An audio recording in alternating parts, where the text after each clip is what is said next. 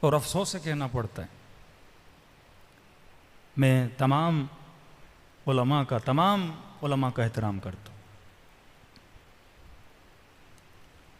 لیکن اگر کوئی اصل شیعت کا انکار کرے، ہماری جو اصول ہیں، شیعہ انبیاء کو معصوم مانتے ہیں، ہمارا عقیدہ ہے نبی کبھی بھی گناہ نہیں کر سکتے، لیکن ایک لاہور کے عالم دین ہے، میں احترام کرتا ہوں، جب آپ تقریروں میں یہ بولیں گے کہ حضرت آدم نے گناہ کیا، یہ وہی وہابیت والی بات ہے۔ جب آپ نماز عید کے خطبوں میں یہ بولیں گے کہ قرآن میں صراحتاً حکم ہے کہ نماز جمعہ واجب ہے، اور یہ مراجع کیوں کہہ رہے ہیں کہ نماز جمعہ اختیاری ہے، یہ اٹیک مرجعیت پر ہے۔ 14 سال ہو گئے گاؤں گاؤں گلی گلی جاتے لوگوں کو مرجعیت کی طرف آنے کے لیے، اور ایک صاحب امامہ اگر مرجعیت کے لیے ایسے جملے بولے، اور پھر ایک مذاقاً جوک بولا جائے کہ ایک ٹیچر کلاس کو چھوڑ کے چلا جائے اور جسے مانیٹر بنا کے جائے، اور اسٹوڈنٹس کو وہ یہ بولے جھوٹ میں کہ آج چھٹی ہے، سارے اسٹوڈنٹ نکل جائیں، اور بعد میں ٹیچر کو پتا لگے جس نے یہ بولا اسے بھی سزا دے گا، جو بھاگ گئے اسے بھی سزا دے گا، بولے کہ آج کے مراجع کا حال یہ ہے، الیاذ باللہ، کہ امام زمانہ نے ان کو مانیٹر بنایا اور انہوں نے جمعے کی چھٹی کرا دی۔ یہ نظریہ وہابیوں کا نظریہ ہے کہ قرآن کی ظاہری آیتوں پہ فتویٰ دینا۔ ہاں، ایک حل ہے کہ آپ مرجعیت کا اعلان کریں پاکستان میں، بولیں میں مرجع ہوں، میں مجتہد ہوں، میرا فتویٰ ہے کہ جمعہ واجب ہے، پھر کوئی مسئلہ نہیں ہے، آپ کے مقلد جمعہ پڑھیں گے۔ آغا فاضل کے نزدیک شاید سر پانی میں جائے تو مثلا روزہ باطل نہیں ہوتا، یہ تھوڑی آغا فاضل آغا بہجت پہ تنقید کریں، آغا خامنئی پہ تنقید کریں، اس سے مرجعیت ختم ہو جاتی ہے۔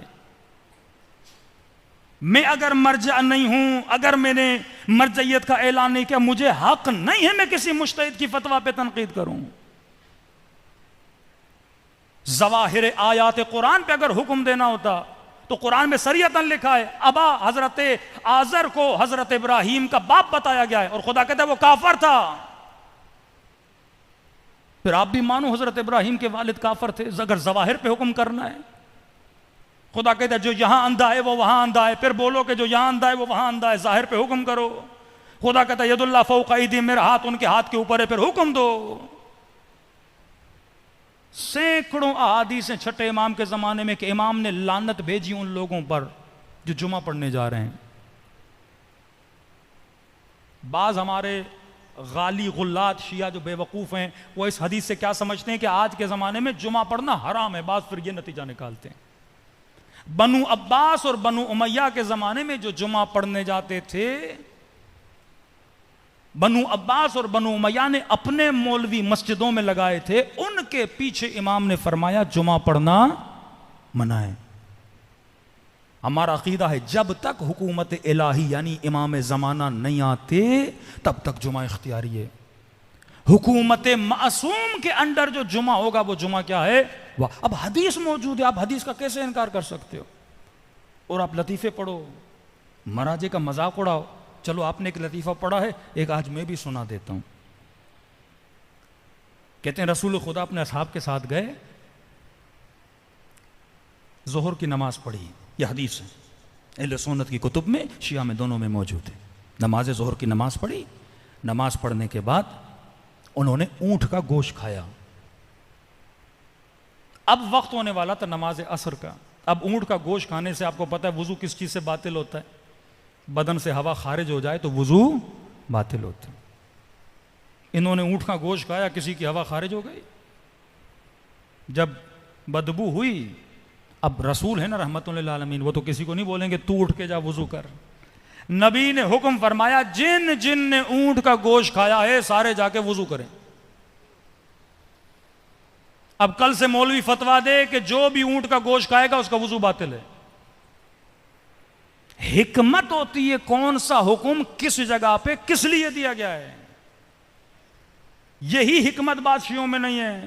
بعض جمعے کو حرام سمجھتے ہیں اور بعض نے کہہ دیا کہ جمعہ واجب ہے۔ ہاں مرجعیت کا میں بھی اعلان اگر کر دوں مرجعیت کا، پھر بھائی میرا فتویٰ ہے، میرے مقلد میرے فتوے پہ کیا کریں؟ عمل کریں. کسی کو حق نہیں ہے کسی مرجع کو کیا کرے؟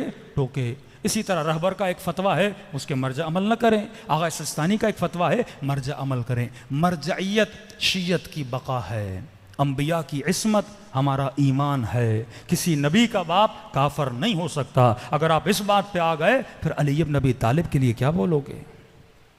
یہی تو بولتے ہیں کہ جب ابراہیم کا باپ قرآن میں خدا کہتا ہے اس کا باپ آزر ہے وہ کافر ہے لیاذ باللہ، تب کہتے ہیں علی بن ابی طالب تو نبی نہیں ہیں.